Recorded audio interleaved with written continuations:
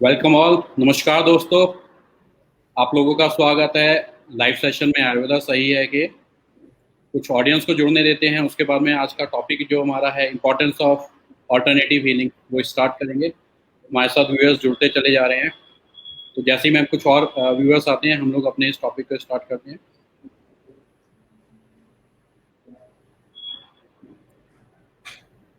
दोस्तों, आज का जो हमारा टॉपिक है वो है इम्पोर्टेंस ऑफ ऑल्टरनेटिव हीलिंग। आज जब हम लोग बीमार हो जाते हैं तो हमारे पास में सिर्फ एक ही डोर है, हम सबसे पहले पहुंचते हैं डॉक्टर्स के पास में, और जहाँ पे हमने इस सारी पहुंचते इलाज के लिए करके लिए। जब वहां से डॉक्टर्स की तरफ से जब कोई चीज़ लाइलाज हो जाती है तब हम लोगों के पास एक डोर आता है ऑल्टरनेटिव हीलिंग का। हम लोगों को वहाँ पे अप्रोच करनी होती है। तो ऑल्टरनेटिव हीलिंग का ही आज का हमारा टॉपिक है। मैं योगेश ठाकुर, फाउंडर आयुर्वेदा सही है, तहे दिल से वेलकम करता हूँ नूतन खैर मैम का, जिन्होंने आज अपना कीमती समय हमारे को दिया है। और आप लोगों के अगर किसी भी तरीके के क्वेश्चंस हैं, ऑल्टरनेटिव हीलिंग क्या है, ये अभी मैम से एक बार कहते हैं। नूतन खैर मैम के बारे में थोड़ा सा मैं अपने आप में ब्रीफ करूंगा, फिर मैम से क्वेश्चंस लेंगे।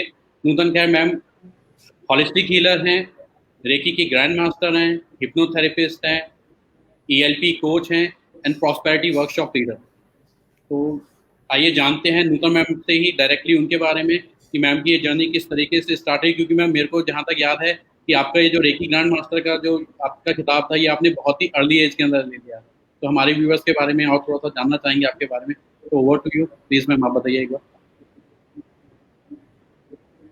गाइस वेलकम करते हैं हम लोग मैम नमस्ते, का। सबको मेरा प्रणाम। और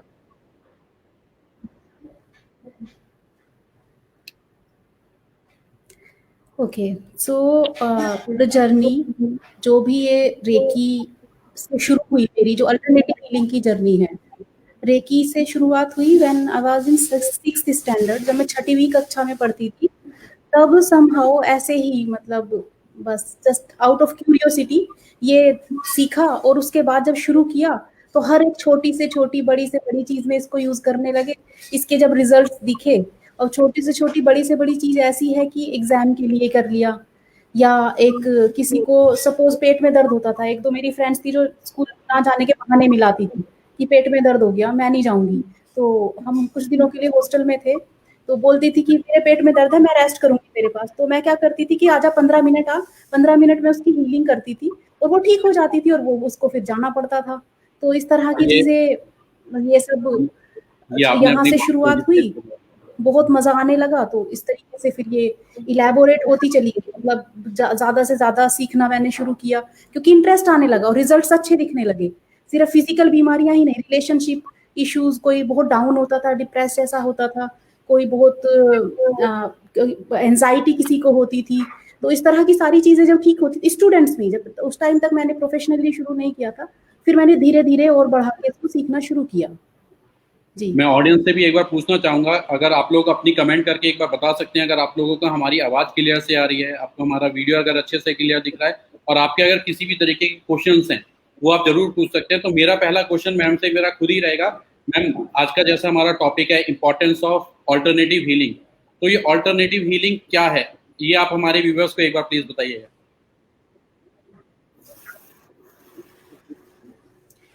एनी काइंड ऑफ फीलिंग, जो भी हम लोग किसी बीमारी को, या बीमारी कहना इसलिए बहुत ज्यादा उचित नहीं है, क्योंकि सिर्फ फिजिकल इलनेसेस को ये चीज ठीक नहीं करती। कोई भी जीवन के इश्यूज हैं, तो इश्यूज कैसे, जैसे फिजिकल इलनेस तो बहुत बाद की, मतलब एक लेटर की स्टेज होती है। पहले कोई भी चीज हमारे ऑरा में एंटर करती है, क्योंकि हमारे बॉडी के चारों तरफ, ये साइंटिफिकली प्रूवन चीजें हैं जो मैं बता रही हूँ आपको, वो हाइपोथेटिक लेवल पे कुछ भी नहीं हो रहा है, ये everything is proven by the science. तो हमारे चारों तरफ, बॉडी के चारों तरफ एक इलेक्ट्रोमैग्नेटिक फील्ड होती है। ये तो आज की कुछ वर्षों पहले की रिसर्च है कि इलेक्ट्रोमैग्नेटिक फील्ड होती है, पर हमारे पूर्वज, हमारे बड़े, हमारे ग्रंथ उस चीज को एक आभा मंडल बोलते हैं, जिसको बाद में ओरा बोलना शुरू किया गया। जब वेस्टर्न्स यहाँ आए तो उन्होंने जब स्टडी किया इन चीजों को, तो दे कॉल इट ओरा, एक आभा मंडल हमारी बॉडी के चारों तरफ। तो साइंटिफिक लैंग्वेज में उसको इलेक्ट्रोमैग्नेटिक फील्ड बोलते हैं। तो इलेक्ट्रोमैग्नेटिक फील्ड के अंदर जब थोड़ा बहुत भी कोई ऐसी ऊर्जा प्रवेश करती है जिसको वहां पर नहीं होना चाहिए था, सब such as negative thinking, negative feeling. When I am saying negative thinking, ऐसा नहीं कि आप किसी के बारे में कुछ बहुत गलत सोच रहे हो, अगर आप बहुत हायर एनर्जी में नहीं है, अगर आप बोर भी फील कर रहे हैं तो वो नेगेटिव फीलिंग के तहत वो चीज आ जाएगी।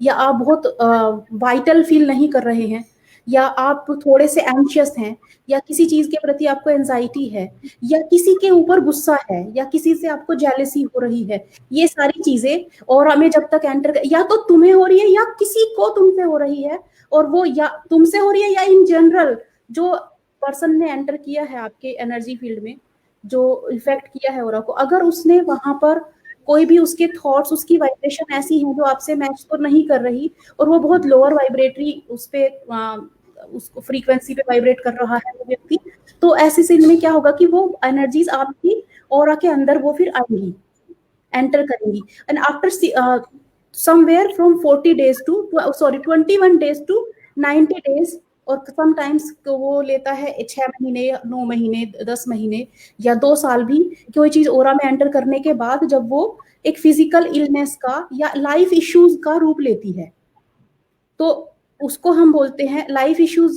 जब मैं बोल रही हूँ तो वो हैं जैसे लाइक फाइनेंशियल ये आने लगेंगे बहुत, व्हाट वुड आई से, कि हर्डल्स आने लगेंगे, या कुछ एक ये लगने लगेगी, या कुछ, तो जरूरी नहीं है कि वो फिजिकल इलनेस के रूप में ही हो, रिलेशनशिप का थोड़ा थोड़ा ये होने लगेगा, जहां पर आप 100% लव्ड नहीं फील करेंगे, किसी भी ना किसी रूप में एक डिससेटिस्फैक्शन आपको फील होगा। तो ये सारी चीजें जो भी इस तरह की चीजें हैं, अल्टरनेटिव हीलिंग क्या करती है कि वो सिर्फ ऊपरी जो सिम्टम्स है, जैसे आपको बुखार हुआ है, सपोज किसी को एक्सवाइजेड को फीवर हुआ है, तो वो फीवर की टैबलेट नहीं, फीवर को ही ठीक नहीं करेगी अल्टरनेटिव हीलिंग। फीवर का कारण क्या है? फीवर का कारण साइकोसोमेटिक रीजन जो होता है फीवर का, वैसे मैं जनरली बता रही हूँ क्विकली, वो एंगर होता है। तो अब वो एंगर किस चीज पे आया, मतलब कौन सी घटना थी ऐसी जिसकी वजह से वो एंगर रहा, वो एंगर कभी आया, और हमने उसको बॉडी में या एनर्जी सिस्टम में अनजाने में, क्योंकि हमें पता नहीं था उसके साथ क्या करना है, तो वो एक ट्रैप हो गया हमारे पूरा एनर्जी सिस्टम में, हमारी सेल्स के अंदर, हमारी बॉडी का जो ऑरा है उसके अंदर, या कहीं ना कहीं हमारे सबकॉन्शियस माइंड में वो ऐसा अपना घर उसने बना लिया, और वो पनपना शुरू हो गया, एंड दैट क्रिएटेड फीवर। सो अब जब हम लोग काम करेंगे, अल्टरनेटिव हीलिंग क्या करेगी कि वो एनर्जी सिस्टम में जाके उसको चीज को ठीक करेगी। एक तो ये है कि आपको यहाँ पर हाथ में सपोज फुंसी हुई, डॉक्टर ने उसको निकाल दिया, पस को सारा कुछ यहाँ से तो वो निकल गया, फिजिकली लेवल पे निकल गया, पर उसकी रूट्स जो है वो कहीं ना कहीं एक सप्रेशन में है, कोई इंसिडेंट हुई है, कोई ना कोई घटना हुई है। तो अल्टरनेटिव हीलिंग क्या करेगी, ये इसको डायरेक्ट फुंसी को टच ना करके उसकी रूट को, बीमारी का जो जड़ है वहां तक जाके उसको हील करेगी। तो एक्चुअल में होगा क्या, mind body soul energy level से जब हम एंट्री करेंगे तो पहले एनर्जी लेवल पे ही वो चीज ठीक होगी, और उसके बाद फिर वो धीरे धीरे धीरे वो ठीक होना शुरू होकर वो फिजिकल लेवल पे उसको मैनिफेस्टेशन दिख जाएगी। This is how alternative healing works. और ये अल्टरनेटिव हीलिंग वो हर वो चीज है जो सदियों से, सहस्रों वर्षों से, जो हमारे परंपराओं में हमारे बुजुर्ग एंसेस्टर्स, जब मैं हमारे बोल रही हूँ तो I am not only saying कि इंडियंस, हमारे मतलब मनुष्य जाति के जो बुजुर्ग हैं वो यूज करते आए हैं, जैसे शमनिज्म, जैसे रेकी 200 साल पहले करीब फिर से ये हम लोगों ने दोबारा से इसको, जो हमारे डॉक्टर मिकाउस हुए हैं वो दोबारा से इसको धरती पर लेकर आए। मगर एशियन टाइम से जीसस क्राइस्ट हाथ से छू के ठीक कर देते थे, बुद्धा हाथ से छू के मतलब लोगों को ठीक कर देते, असाध्य बीमारियों को भी और असाध्य सिचुएशंस को भी पलट देते थे। साधु संत ऐसे ही ठीक कर दिया करते थे, सिर्फ अपने वचन बोले, उनको तो हाथ से छूने की जरूरत भी नहीं होती थी, सिर्फ पूरी सिचुएशन को पलट देते थे। वो सब क्या, वो सब अल्टरनेटिव हीलिंग ही थी। डेफिनेटली रेकी के बारे में मैम, जब मैं आपके टच में आया था, मेरे को रेकी के बारे में तो तभी सबसे ज्यादा पता चला था, और आज इसको काफी टाइम हो गया रेकी को बारीकी से आपके उससे मैं जान भी पाया हूँ। हमारे साथ ऑडियंस भी जुड़ने लग गई है। वेलकम करूंगा प्रदीप सर का, Vidya Deshmukh ji, Shikha Arora, Govind Sahu, Devashish Anant Dwivedi ji, sir, it's very nice Nutan ji, thank you for sharing your knowledgeable. Devashish ji का थैंक यू है हमारे साथ इस सेशन में जुड़ने के लिए। मैम, मैं ये जानना चाहता था हाउ, मतलब ऑलरेडी मेरे को थोड़ा बहुत नॉलेज है, एक बार व्यूअर्स के लिए भी अगर ये पता चल जाए हाउ रेकी वर्क, रेकी किस तरीके से वर्क करती है, तो आपका एक ओके, सो योगेश, हम जी जस्ट मैम, बस रेकी के बारे में हम एक बार जानना चाहेंगे और ऑडियंस को बताना चाहेंगे रेकी किस तरीके से काम करती है। जी, जैसा कि मैंने अभी आपको बताया कि एनर्जी, एवरीथिंग इज एनर्जी, और ये पहले तो हमारे ग्रंथ ही मानते थे, अब ये सत्य जो है साइंस ने भी हर तरीके से प्रूव कर चुके हैं। जैसे आइंस्टाइन ने भी कहा है एवरीथिंग इज एनर्जी, मतलब जो भी कुछ है वो एनर्जी ही है, और एनर्जी का ही सारा खेल है धरती पर। और कोई ना कोई एनर्जी का स्रोत है जो प्राण शक्ति है, जिससे पूरी कायनात, पूरा विश्व, पूरा ब्रह्मांड चलायमान है। पूरा ब्रह्मांड ना सिर्फ चलायमान है, बल्कि एक परफेक्शन की हद तक सारे फंक्शन को वो मूव कर रही है। वो शक्ति एक ऐसी शक्ति है, एक ऐसी शक्ति है जो मेरे अंदर बैठ के मेरे द्वारा ये शब्द निकलवा रही है। एक ऐसी शक्ति है जो आपसे वहां से क्वेश्चन करवा रही है। एक ऐसी शक्ति है जिसको मुझे भी नहीं पता वो कौन सी पावर है, जो मेरे हाथों को मूव करने की शक्ति दे रही है, जो मेरी जबान को हिलने की शक्ति दे रही है। वो शक्ति एक ब्रह्मांडीय शक्ति है, यूनिवर्सल एनर्जी है, राइट।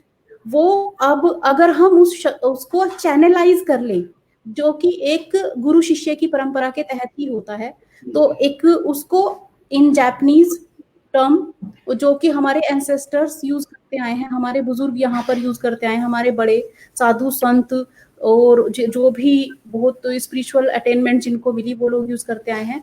तो वो एक ऐसी शक्ति जो सबके पास है ऑलरेडी, जिसकी वजह से पूरा संसार चल रहा है, लेकिन हम ये नहीं जानते कि उसको एक्सेस कैसे करना है।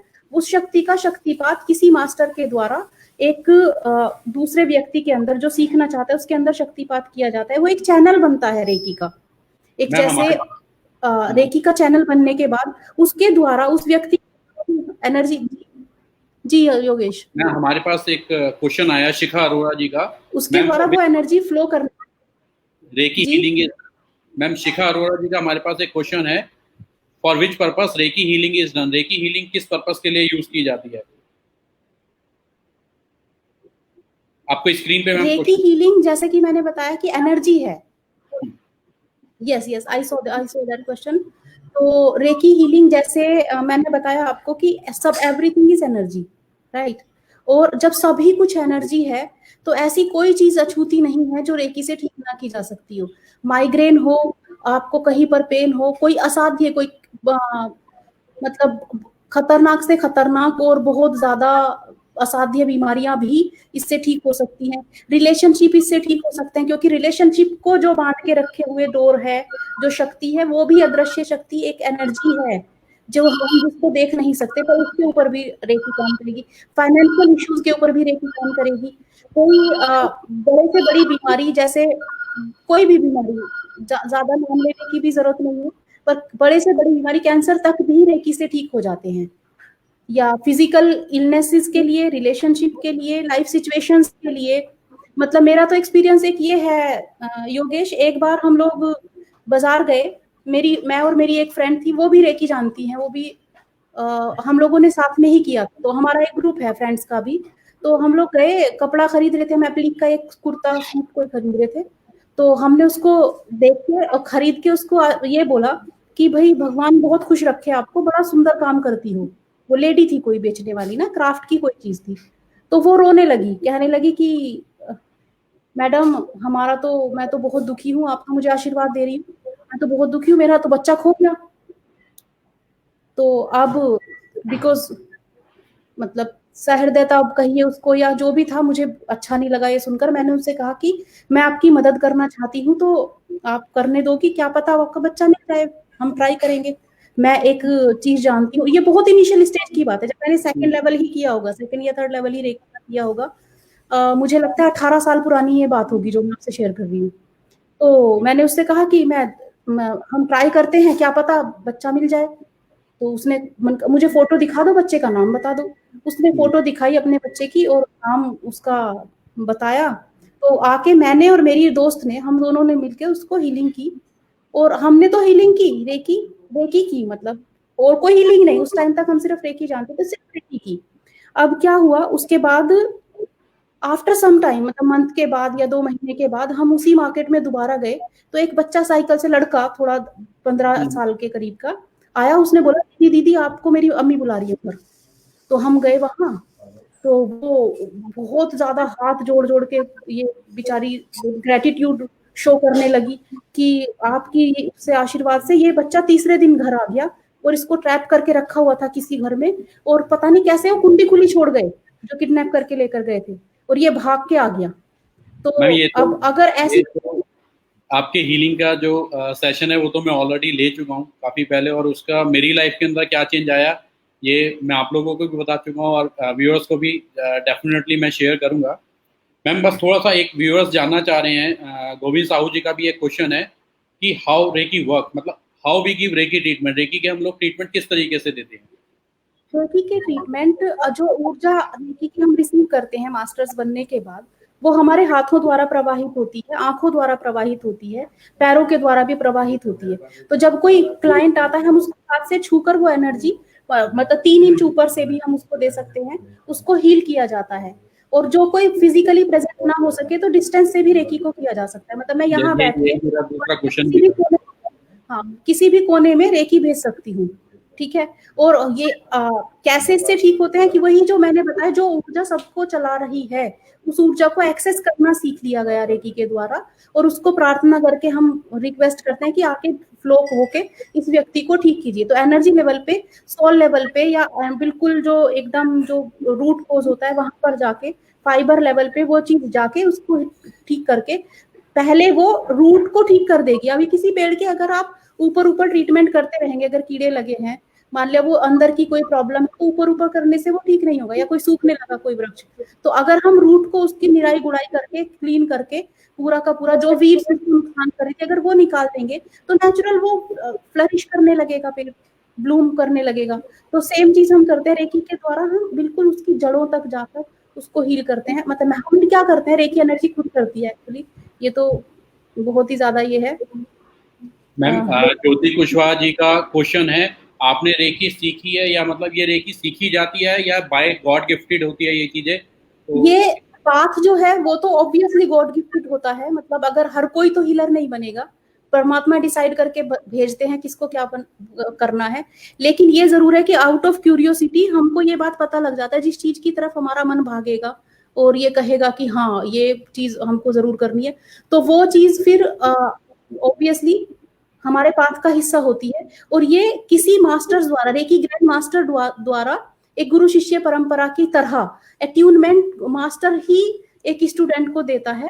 तो वो शक्तिपात अपने स्टूडेंट के अंदर करेगा, उससे ही फिर वो एक रेकी का चैनल बन जाएगा, एंड दैट पर्सन पहले सेशन के बाद, पहले अट्यूनमेंट के बाद ही, फर्स्ट लेवल के बाद ही the person will be able कि वो किसी को भी अपने आप को हील कर सके, या किसी को हील कर सके। डेफिनेटली, तो मतलब ये मास्टर से सीखी जाती है, रिसीव की जाती है। गॉड का ग्रेस जरूर आपके ऊपर होना चाहिए, then only you can be a reiki healer. और मैम आपके एक और फॉलोअर, आपके एक और जी वो हमारे साथ में है सोनम द्विवेदी जी, जिन्होंने लिखा है I have also experience reiki healing with Nutan ma'am.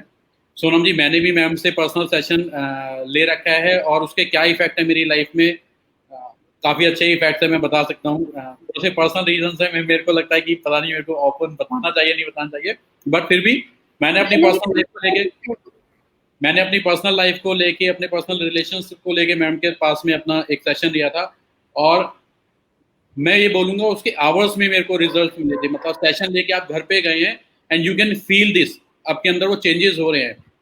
उसके बाद में मैंने अपने सर्कल के अंदर भी ये चीज बताई, जस्ट लाइक मैंने आपको बताया, वो एक पर्सनल रिलेशन, एक पर्सनल क्वेश्चन था, एक पर्सनल एक्सपीरियंस था, बट स्टिल इतनी हैप्पीनेस हुई कि वो मैं अपने सर्कल के अंदर, अपने फ्रेंड सर्कल के अंदर सबको बताया कि अगर आप लोगों को लिटरली अगर किसी भी तरीके की कोई चीज है तो ये सेशंस लीजिए एक बार। मैम यहाँ पे एक और क्वेश्चन है हमारे पास में,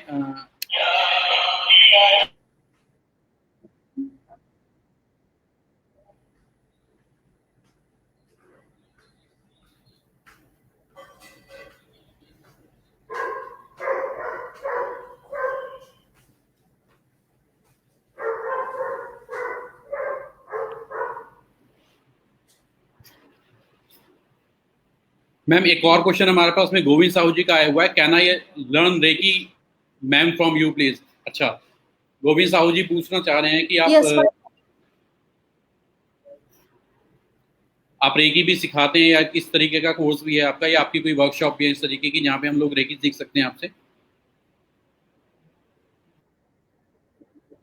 बिल्कुल योगेश। रेकी के 4 लेवल होते हैं बेसिकली, और फर्स्ट लेवल की अलग वर्कशॉप्स होती हैं जो 1 दिन की होती है, सेकंड लेवल की वर्कशॉप 1 दिन की होती है, फिर थर्ड लेवल, फिर फोर्थ लेवल, ऐसे करके। और anyone can learn reiki. And मुझे लगता है कि परिवार में एक व्यक्ति को, मतलब ये मेरी अपनी सोच है कि एक घर में एक हीलर का होना बहुत ही कंपलसरी है। मतलब आपको हर चीज के लिए भागना नहीं पड़ेगा रात को आउट ऑफ द, कभी भी आप हेल्पलेस फील नहीं करेंगे।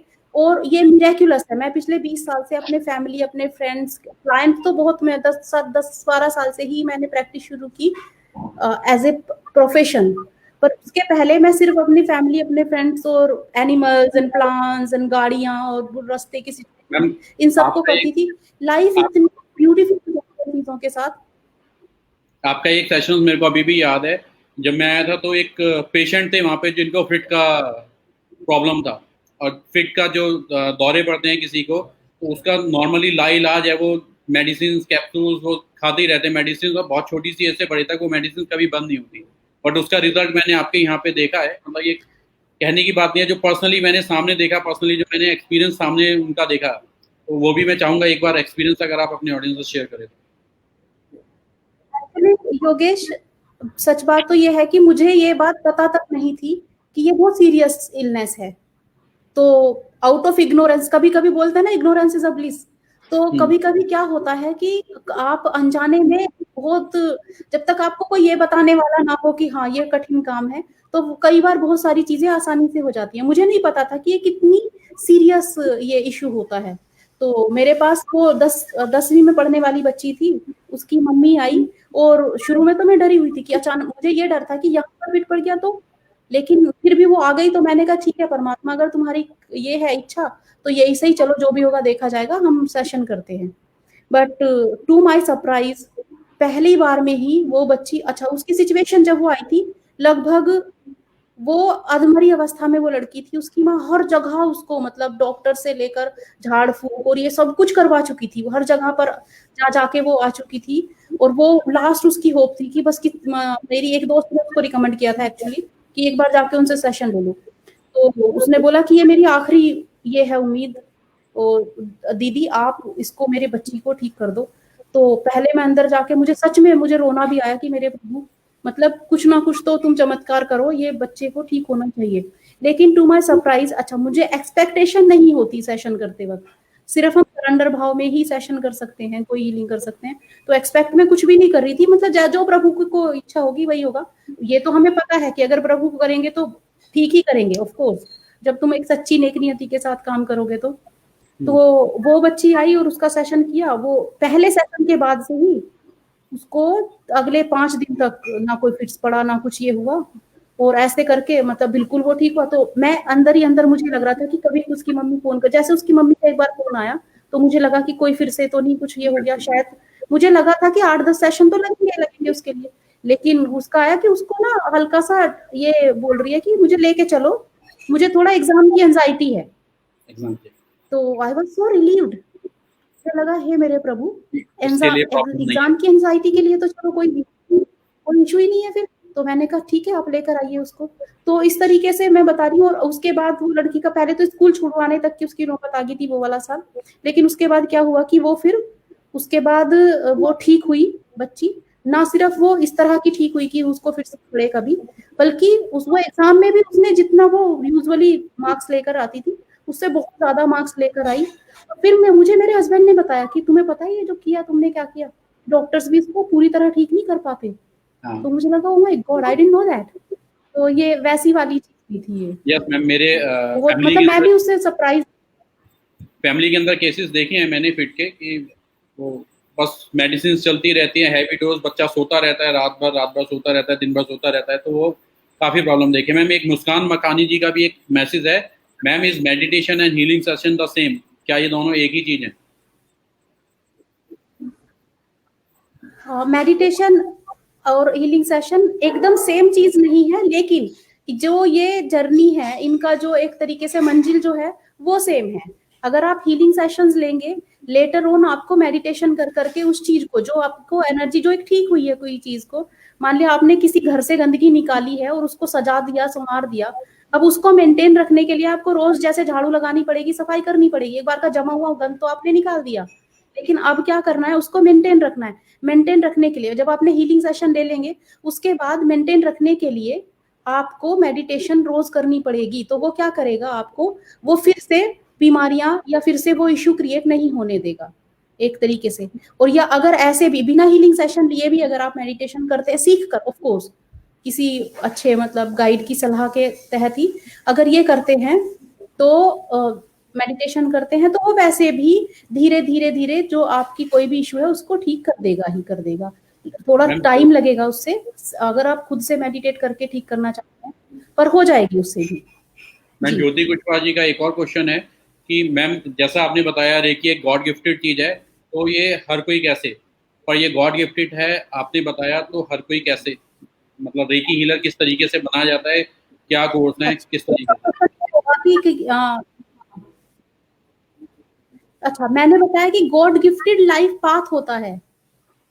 लाइफ पाथ मतलब जब आप एक टॉर्च बियरर का काम करते हैं, वो एक गॉड गिफ्टेड चीज होती है। पर आपको अपने परिवार के लिए, खुद के लिए करने के लिए अगर आपको क्यूरियोसिटी है, वही अगर गॉड गिफ्ट है या कहीं से भी थोड़ी भी आपकी बात का वो हिस्सा है, आपकी जर्नी का वो हिस्सा है, आपकी लाइफ जर्नी का, तो कहीं ना कहीं से आपके मन में वो एक उठेगी उमंग कि भाई मुझे ये चीज करनी है, या क्यूरियोसिटी जगेगी, उसको सीखने की ललक उठेगी। तो इस तरीके से अब जरूरी नहीं है कि आप जाके हीलर बनो और पूरे वर्ल्ड को ठीक करो, बट इतना जरूर होना चाहिए कि हर कोई अगर खुद के लिए सीख ले, कोई ना कोई, ऐसा तो है नहीं कि भगवान से कनेक्टेड नहीं होता, फैमिली में ज्यादातर लोग होते हैं, और अगर कहीं पर बिल्कुल ही मतलब मंदी होगी तो भी एक व्यक्ति तो जरूर इंक्लाइन होगा इन चीजों के प्रति परिवार में। तो कोई एक भी अगर सीख लेगा तो वो कम से कम पूरे परिवार का निस्तारा कर जाएगा, पूरे बिल्कुल परिवार को मतलब वो मैम, गोविंद अ, साहू जी का एक बार दोबारा से क्वेश्चन आया है, आप सेशन लेते हो मैम जी को टू लर्न रेकी, मतलब गोविंद जी ने पहले भी हमारे से पूछा था, वो रेकी सीखना चाहते हैं आपसे, और एक बार दोबारा पूछा है, तो मैं गोविंद जी को बताऊंगा मैम, आप जैसे शायद फ्री वर्कशॉप्स वगैरह और पेड वर्कशॉप्स आपकी इस तरीके से चलती हैं जहाँ पे आप रेकी के अपने सेशंस वगैरह देते हैं, एक बार वो थोड़ा सा और ब्रीफ हो जाए तो ऑडियंस को और थोड़ा सा क्लियर हो पाएगा। श्योर। आप अपनी वर्कशॉप्स के तो बारे में एक मुझे बार लगता है कि रेकी, सॉरी वो- योगेश, आप मैम अपनी वर्कशॉप के बारे में अगर आप एक बार बता पाएंगे तो ताकि लोगों को पता चल पाए कि आपसे रेकी अगर सीखनी है किसी को तो वो किस तरीके से आपसे रेकी सीख सकते हैं। ओके, जब भी रेकी अगर सीखने का ये होगा योगेश, अगर हम लोग जैसे सेशन करते हैं, वर्कशॉप्स करते हैं, तो उससे पहले हम लोग अपने इंस्टाग्राम पे, अपनी वेबसाइट पे, अपने फेसबुक पेज पे सब जगह बताते हैं कि इस दिन वर्कशॉप है। अगर किसी को हृदय से ये फील हो रहा है कि हाँ, अगर कॉलिंग है उसकी उस वर्कशॉप को अटेंड करने की, तो वो अटेंड कर सकते हैं उसको ना। उसमें बहुत सारी वर्कशॉप्स ऐसी होती हैं जो इंट्रोडक्टरी होती हैं, जिसमें कुछ कुछ, और मास्टर वर्कशॉप होती हैं जिसमें कुछ छोटी मोटी बहुत सारी हीलिंग की और ऐसी टेक्निक्स सिखाई जाती हैं, तो वो भी कर सकते हैं। और उसके बाद if they choose, they can come, paid workshops भी होती हैं। जरूरी नहीं है कि हमेशा तुम्हें पहले फ्री या पेड या मिल जाएगी, पर कोई ना कोई तरह की वर्कशॉप्स होती रहती हैं, तो वो फिर आप अगर फॉलो करेंगे तो आपको पता लग जाएगा कि कब और कहाँ वर्कशॉप हो रही है। और मैं आजकल तो ऑडियंस ऐसे भी कब और कहाँ जो का व्यूअर्स झंझट ही खत्म हो गया, होती हैं। व्यूअर्स से पूछना चाहूंगा मैम, हमारे पास मैम ने बहुत ही अपना लिमिटेड टाइम दिया था, हाफ एन आवर का, वो हाफ एन आवर कंप्लीट होने वाला है। अगर आप लोगों के कोई भी क्वेश्चन है तो आप हमारे से कमेंट में पूछ सकते हैं, डेफिनेटली मैं मैम से चाहूंगा 5 मिनट और एक्स्ट्रा लेना, कि अगर कोई क्वेश्चन आपके पास में आते हैं तो हम आपके क्वेश्चन का डेफिनेटली जवाब देंगे, और आप मैम के डायरेक्टली पेज पे जाके क्वेश्चन पूछ सकते हैं। और बेस्ट पार्ट ये है मैम के साथ में, आप अगर मैम को कोई भी मैसेज भेजते हैं, कमेंट भेजते हैं, तो पर्सनली जैसे भी उनको टाइम मिलता है वो अपने मैसेज की रिप्लाई आपको खुद देती है। और मैम इसी बीच में हमारे पास पारुल जी का भी एक सेशन आ चुका है, पारुल ने भी आपका सेशन मेरे ही साथ अटेंड किया था, तो उन्होंने भी अपना पारुल ने जो अटेंड किया था वो क्लास थी, मिनी क्लास थी हाँ वो। मिनी क्लास थी, पारुल और मैं, एक और भी जो फाउंडर्स आए हुए थे उन लोगों के साथ में थे हम लोग। यस यस, एक thank you Divesh, so much Parul. Devashish Anand Dwivedi ji का है। देवाशीष, हाँ, देवाशीष जी का है। If we are seeing Nutan session then definitely we are in this path. Definitely Devashish ji, मैं तो 110% बिलीव करता हूँ। मैम को काफी टाइम से अप्रोच भी कर रहा था इस लाइव सेशन पे लाने के लिए, तो आज by the grace of God मिल पाया। और मैम ने कई जर्नी स्टार्ट करी हैं और वो काफी सक्सेसफुल हुए हैं। डेफिनेटली कभी उनका भी मौका मिलेगा। एक ज्योति कुशवाहा जी का दोबारा से क्वेश्चन है, आपसे मिलना चाहती हूँ मैम। डेफिनेटली कभी मौका मिलेगा। और ज्योति जी आप इस मैम प्लीज आप कैरी ऑन इस करिए। वक्त भी मिल ही रही हैं, और जैसे हाँ मैं बोल रही हूँ इस वक्त भी आप मिल ही रही हैं ज्योति जी, और आपको मैं नमस्ते करती हूँ। और जब भी आपका ये रहेगा, हम लोगों का कोई सेशन रहेगा, चाहे ऑनलाइन रहे या फिजिकल कहीं पर किसी सिटी में जहाँ आप रहती हैं वहां रहेगा, तो आप डेफिनेटली आप अटेंड कर सकती हैं। तो आप योगेश जी से भी कांटेक्ट कर सकती हैं, तो वो योगेश आपको अगर कोई मैसेज करेगा तो भी आप उनको बता सकते हैं ना। हाँ मैम, डेफिनेटली आप मेरे इस कमेंट पेज के ऊपर भी, आयुर्वेदा सही के कमेंट पेज पे भी, अगर आप मैम से रिलेटेड अगर आपकी क्वेरीज है, आपको अगर किसी भी तरीके की प्रॉब्लम है और मैम के अपॉइंटमेंट लेना चाहते हैं, तो आप डेफिनेटली अप्रोच कर सकते हैं और मैं ब्रिज बन के आपको उस तरीके से वर्कआउट करवा सकता हूँ। आप लोगों की अगर कोई भी क्वेरी है, मैम से लिमिटेड टाइम लिया था, 7:30 बजे हमने ये सेशन चालू किया था, ऑलमोस्ट हाफ एन आवर जो मैम से लिया था वो खत्म हो रहा है। तो आपकी अगर कोई भी क्वेरीज है तो आप प्लीज ले सकते हैं अपनी क्वेरीज को, अदरवाइज हम लोग इस सेशन को क्लोज करेंगे। और मैम को थैंक यू बोल सकता हूँ मैं कि काफी अच्छा और काफी वैल्यूएबल टाइम मैम ने अपने कीमती समय से निकाला है।